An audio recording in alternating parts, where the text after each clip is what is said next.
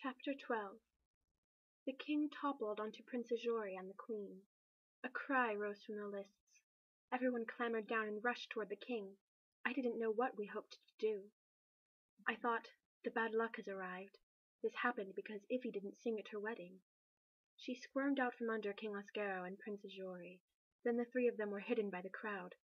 The trainer herded the centaurs out. I stood in the arena on the edge of the throng. Ivy shrieked, "My lord, Oscaro! Prince, make him answer me! I command you! Make him stand up!" I heard Prince Ajori's voice. "The king lives!" I think we all breathed again. Ahead of me, the crowd parted. I stood aside as Count Amosa and Prince Ajori came through, carrying King Oscaro. Tears streamed down Prince Ajori's face. I had my first clear view of the injured king. His head was bloody. His face was as white as mine. His body hung limply between the two bearers. "Where are you taking him?" Ivy cried. "To the physician," Count Amosa said. They began to carry the king out of the lists. Uchu loped alongside, her tail down. Ivy saw me. "Lady Aza, come to me." It didn't matter if she'd forgotten me in the window. I went to her, and she threw herself into my arms, weeping. "What will happen to me if he dies?" This was what she was thinking? I patted her back and murmured, "Don't cry. It's all right. He won't die." I was talking as much to myself as to her. "He'll be fine." With the queen clinging to me, I followed Prince Ajori and the count. Ivy wailed, "Don't leave me alone, Oscaro. Who will love me now?" I heard someone gasp. I was shocked. She wasn't crying because she loved the king, but because he loved her. The physician's chambers opened onto the same cul-de-sac where I'd been trapped. Those who couldn't fit into the examining room stood on the grass outside. Since I was with the queen, I was allowed in. The Duchess gained entry too. I saw her astonishment when she noticed me. Sieur Arnaud, the physician, came out of his study. He rushed to help Prince Ajori and the count. They laid Oscaro on the couch. Prince Ajori straightened up and saw me supporting the queen. For a moment he looked surprised. Then I saw him forget me as Sieur Arnaud felt for pulse in the king's neck. Ivy surged away from me. She grasped the physician's robe. "Make him well! Make him talk to me!" "Your Majesty!" Sieur Arnaud drew his robe out of her hands and bowed. "I will do my best." Ivy came back to lean against me. I put my arm around her waist. Sieur Arnaud examined King Oscaro's wound.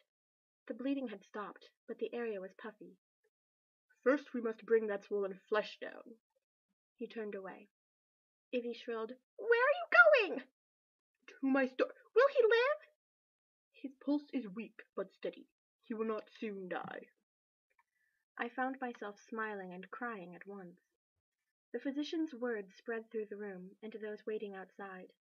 People laughed and hugged one another and repeated, "He will not soon die." Ivy said, "When will he speak to me?" "I do not know." The physician's voice was choked with tears. "He may speak in a week, or never again." He headed toward a storage cabinet, then stopped. He knelt and swore his loyalty to Ivy. She was our ruler now.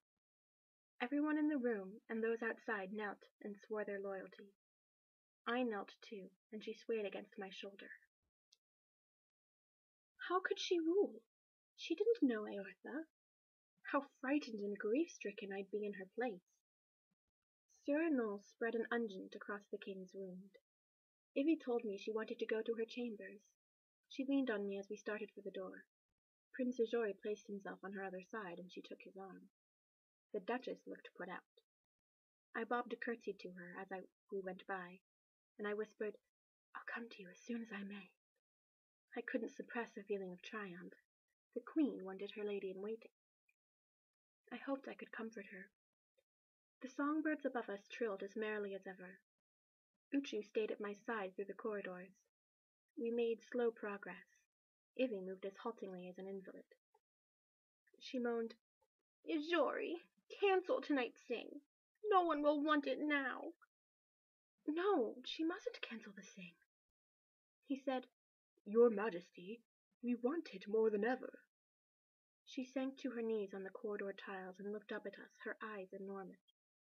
Uchu stood nearby, wagging her tail. "You can't sing when my Oscaro's so ill?" Princess Jory said, "It will be a healing sing. Our songs will help him recover." I forced myself to speak. "At Sings, we write our own songs. Your song will contribute—" "I have to write a song?" "You don't have to," Princess Jory said, "but everyone will want to hear your words."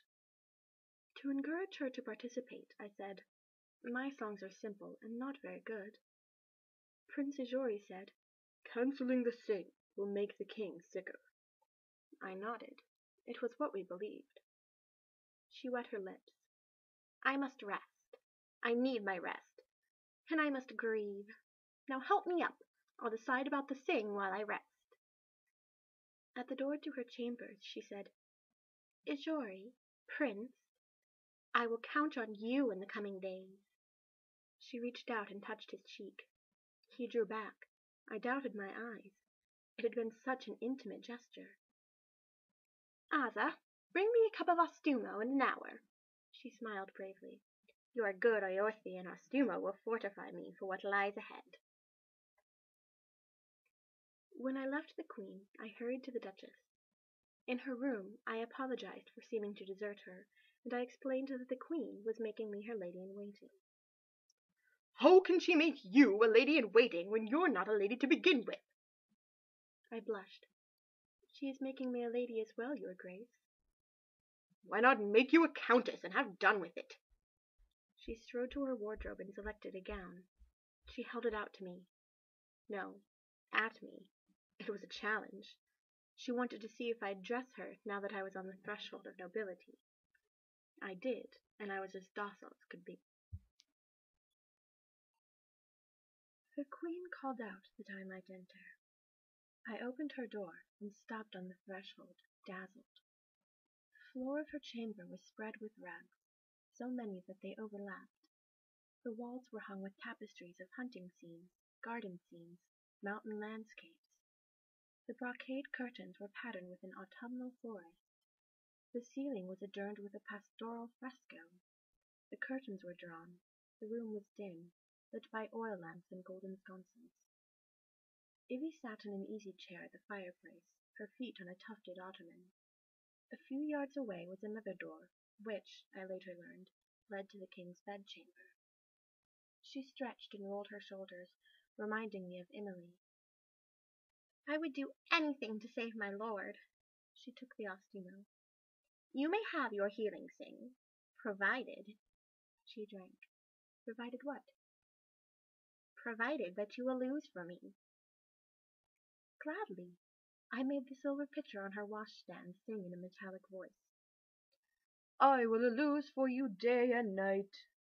I made the pottery fruit tree on the mantel sing, "Inni umbu uskero ikiasha, Eortha." She smiled. "No, I want you to lose for me tonight." My hands felt icy. I wondered if I was understanding her. "Lose a voice that seems to come from my lips. Give me the kind of voice people here love. A beautiful Aorthean voice." I couldn't. She didn't know what she was asking. "I've wished for such a voice. I've longed for it ever since Oscuro made me to be his bride.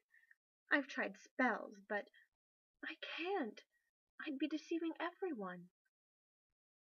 She rose and carried her Ostumo to her dressing table. In addition to the usual mirror above the table, a hand mirror lay on its surface, amid a myriad of creams and powders and rouges, and, of all things, a golden flute. She put the mirror in the table drawer. "I want the choir master to know I have a beautiful voice. I want everyone to hear my voice." "But it would be my voice." "I can't. I mustn't." I should have lied and said I wasn't capable of it. My losing wasn't good enough. But the lie never occurred to me, and I was certainly capable of doing what she wanted. "Everyone else has a beautiful voice." She sat at the dressing table. A stool had been placed close by. "Sit by me, Lady Aza. I want my subjects to love my voice. Oh, please lose for me. I sat. If I lose for you, your song won't help the king, and the deception may harm him. It might be better not to have the sing at all. There will be many more songs than mine, and many other singers. She wet her lips. My Oscara will surely be healed by all of them. If my voice wasn't pretty, for an Aorthian, mightn't it harm him? Did she really believe in the power of singing? I wondered if she wet her lips before a lie. You're his wife, I said. Your song will be the most important one. It won't help him unless you sing it. She shrugged. We have no healing things in Caria. People recover from their injuries. Asa, sing for me. It won't harm my lord. It will harm no one. It will only help your queen, your benefactress. I can't, your majesty. I'm sorry. I mustn't. You must. She leaned closer to me until her face was only an inch away. I smelled the ostumo on her breath. Asa, Asa, Asa, don't you see? If you won't lose for me, then you're not my friend. She pushed back her chair and stood. Your friendship isn't worth a pin, and if you're not my friend, then I don't want you to be my lady-in-waiting. I'd return home, where they cared about me, but there would be no generous wage, and no prince. If you're not my friend, you're my enemy, and an enemy of the kingdom. The proper place for an enemy of the kingdom is a prison cell. The room seemed to tilt. I don't think your inn should flourish either. I think its license should be revoked. I gripped the side of my stool. I was sure I'd fall if I didn't. She took my face in her hands. Her Carian accent was heavier now. But I want you for a friend. I don't want to do those dire things. She didn't let go. I belonged to her. She could throw me in prison. She could harm everyone I loved. I didn't want to be imprisoned. I couldn't let her hurt my family in the feather bed. I'll lose for you,